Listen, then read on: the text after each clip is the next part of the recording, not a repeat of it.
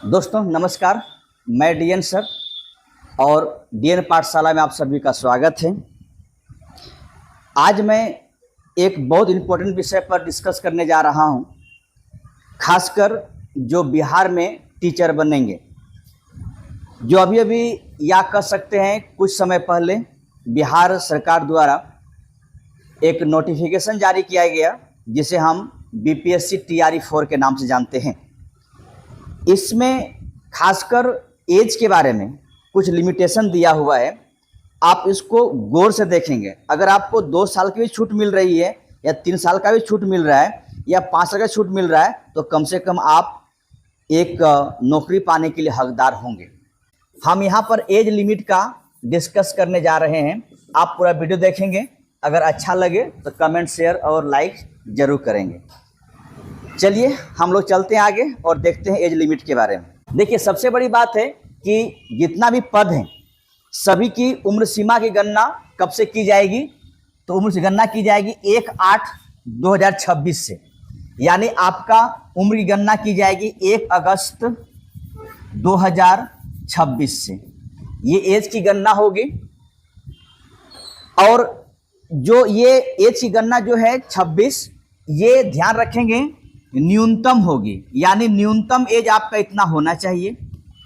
लेकिन अगर किसी भी सभी पदों के लिए जितनी पद है उन सभी पदों के जो अधिकतम उम्र है, यानी कहने का मतलब है जो हाईएस्ट उम्र है, उसकी गणना की जाएगी 1/8/2024। ध्यान रखें दोस्तों यहाँ पर कि अधिकतम उम्र, ठीक है, अधिकतम उम्र की गणना की जाएगी 1 अगस्त 2024 से। यानी आप देखिए आपको कितना मिल रहा है, 2 वर्षों की छूट मिल रही है। ये ध्यान रखेंगे, बहुत इंपॉर्टेंट चीज मैं बता रहा हूं। 2 वर्षों की छूट मिल रही है, क्योंकि न्यूनतम उम्र गणना होगी 2026 के अगस्त से और अधिकतम उम्र गणना की जाएगी अगस्त 2024 से। ठीक। अब यहां पे बात यह है कि जो 1 to 5 और 6 to 8 यानी प्राइमरी और अपर प्राइमरी के जो टीचर बनेंगे उनकी न्यूनतम उम्र कितनी होनी चाहिए? तो वो 18 साल। ठीक, न्यूनतम उम्र 18 साल। और जो 9-10 के टीचर बनेंगे या 11-12 टीचर बनेंगे, यानी माध्यमिक और अपर माध्यमिक का टीचर जो बनेंगे, उनके लिए उम्र न्यूनतम उम्र कितनी होनी चाहिए? 21 वर्ष। और ये न्यूनतम उम्र गणना कब से की जाएगी? तो न्यूनतम उम्र गणना की जाएगी 1 अगस्त 2026। ठीक है, यानी आपका प्राइमरी स्कूल का टीचर बनने के लिए 18 साल, और अगर आप अपर और यदि आप 9, 10, 11, 12 टीचर बनना चाहते हैं तो आपकी न्यूनतम उम्र होना चाहिए 21 साल। ठीक, तो 18 और 21 ध्यान रखेंगे। यानी प्राइमरी में 18 साल और अपर जो 9, 10, 11, 12 के टीचर बनेंगे तो आपके लिए न्यूनतम उम्र 21 साल होनी चाहिए। लेकिन ध्यान रखेंगे कि न्यूनतम उम्र गणना कब की जाएगी? 1 अगस्त 2026 से। ठीक। अब देखिए यहाँ पर क्या है कि कुछ बातें और है, उसको भी देख लेंगे। जैसे कि अगर आप जनरल कोटा के पुरुष हैं, आपका अधिकतम एज 37 साल होनी चाहिए। कब से 37 साल? यानी 1 अगस्त 2024 को 37 साल पूरना चाहिए, उससे अधिक नहीं होनी चाहिए। अगर आप ओबीसी या ईबीसी के पुरुष या महिला हैं तो आपकी एज, अधिकतम एज की गणना की जाएगी, वो होगा, ध्यान रखेंगे, 40 साल। ठीक, 40 साल होगी। और ये भी ध्यान रखिएगा कि अच्छा, अधिकतम एज की गणना कब से की जाएगी? 2024 से की जाएगी। उसके बाद अगर आप अनरिजर्व्ड महिला हैं, आपका एज की गणना होगी, यानी 24 से आपका एज की गणना की जाएगी, और वो एज गणना कितनी होगी? 40 वर्ष का होना चाहिए। ट्रांसजेंडर जो है वो 42 वर्ष, और SC ST जो है, चाहे पुरुष हो या महिला हो, उनके लिए 42 वर्ष। ठीक।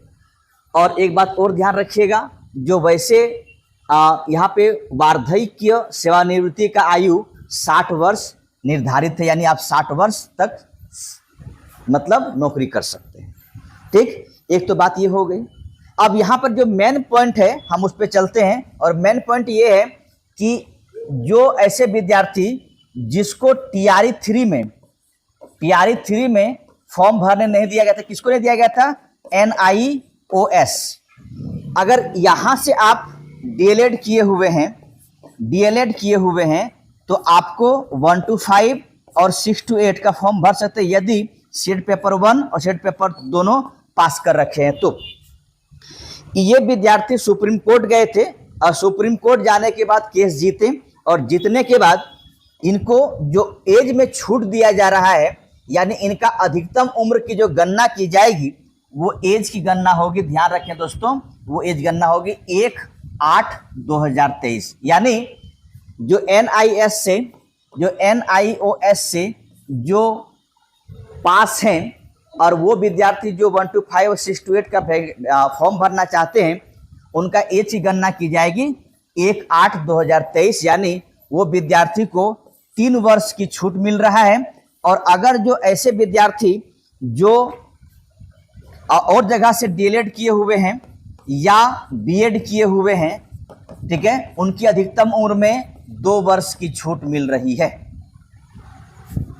ठीक, आगे बढ़ते हैं।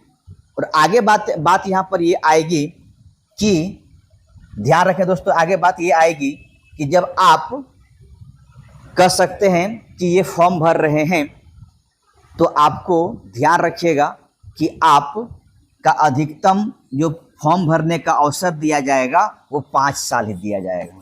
ठीक है, सॉरी 5 साल नहीं, 5 बार ही दिया जाएगा। आप अधिकतम ये फॉर्म 5 बार भर सकते हैं, 5 अवसर दिया जाएगा, 5 से 6ठा बार नहीं भर सकते।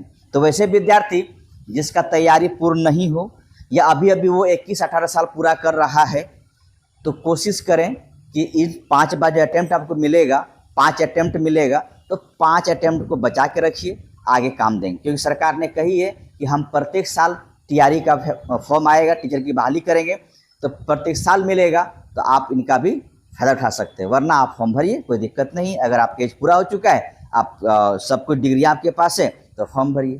तो ध्यान रखिएगा 2 साल और 3 साल का छूट मिल रहा है। अगर सिंपल आप बीएड या डीएलएड किए हुए हैं तो 2 वर्ष की छूट मिल रहा है, और NIOS से आप डीएलएड किए हुए हैं उन विद्यार्थी को 3 वर्ष की छूट दिया जा रहा है।